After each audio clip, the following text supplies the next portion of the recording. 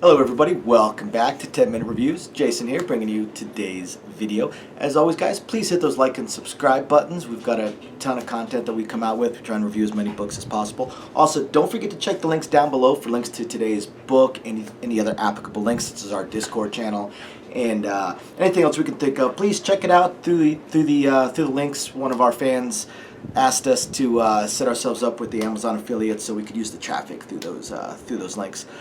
Otherwise, once again, thank you everybody for joining us, and I'm going to go ahead and get right into today's video. Hello everybody, welcome back to 10 Minute Reviews. Jason here bringing you today's episode. As always guys, please hit the like and subscribe buttons. My fuzzy co-star might be making an appearance. I hear her jingling nearby. Always hit the like and subscribe buttons. Don't forget to check the links down below, links to today's book, our Discord channel, anything else that we may think is applicable. Thank you again to our patrons. We appreciate all your support. You guys are how we are able to support these indie authors by buying their books. So today I want to talk about a new book that I came across called Xeno by Dan Raxor and Tyler Bowman.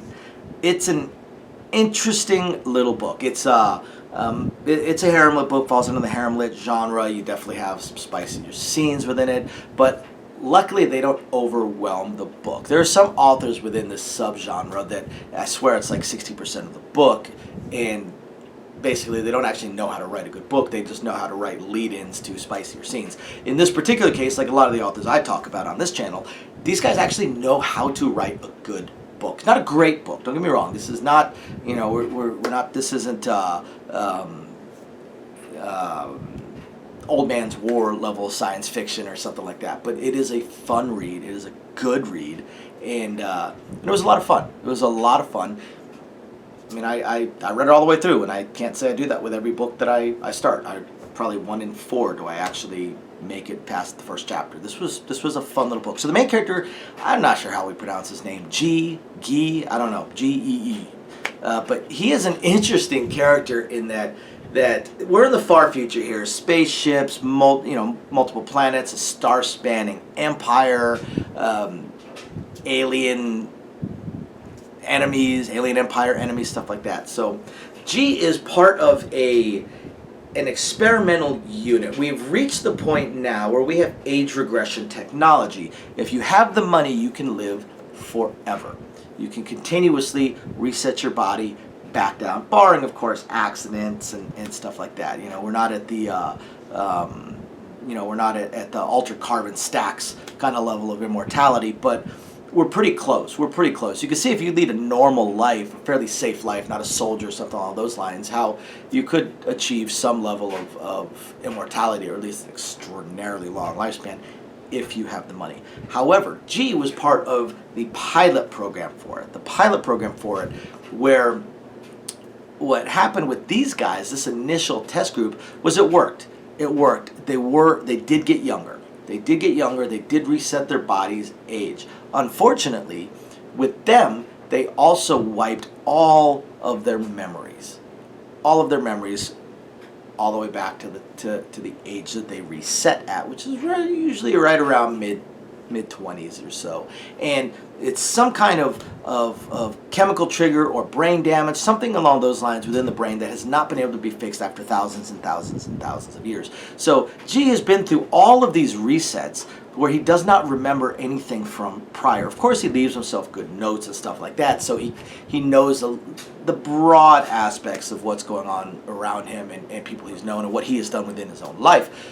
Children he has fathered, things along those lines. But for the most part, his skills, knowledge, everything always continuously resets. Now, he started out as a soldier, and he's done many things. I mean, you live for thousands of years, and especially when you lose your memories every single time, you're not going to want to be a soldier every single time. So sometimes he's a soldier, sometimes he's a bartender, a waiter, who knows what else. We just get hints that he's done all kinds of other things.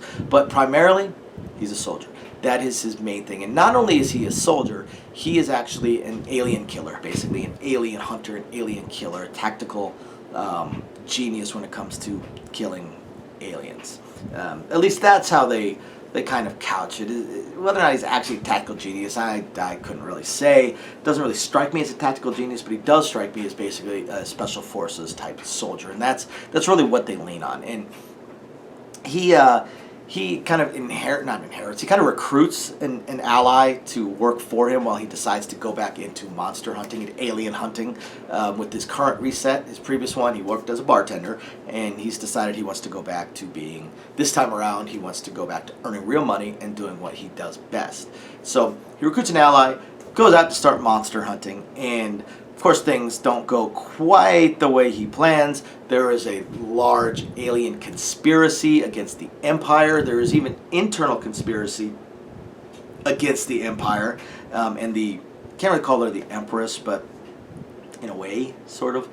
I don't want to give away spoilers by revealing too much there, but basically a little bit of a conspiracy against the Empress as well. And G elevates himself through the ranks to at least basically almost, the Grand Admiral for all intents and purposes, at least out in this area. And what I find cool about it is that this could easily have been a trilogy as far as the overarching plot, but instead it is compressed, which made it a little bit quicker read, which also probably is what really kept me into it, because the action really doesn't stop. There's no real long expositional moments, and there's no long drawn out battles. I mean, you go from one to the next to the next to the next, and they finish quickly. It makes it fairly interesting, and so he solves most of what is going on out there on the perimeter worlds, kind of the wilds in a way, the Old West sort of, and even takes care of the potential little traitors within the Empire itself. But it's pretty interesting. It's just a fun little read, guys. I can't say it's like a great novel, but it's a fun little read. You guys should check it out. If you like science fiction, harem lit, stuff like that, check it out. If you're looking for some new authors, and I have a feeling these guys are new authors that are only going to get better, because if this is a first book, or even the first 3 or 4 books, pretty damn good. So check it out. Let me know what you guys think in the comments or on our Discord channel if you do read it. And otherwise, thank you everybody for watching. We'll catch you next time. Bye now.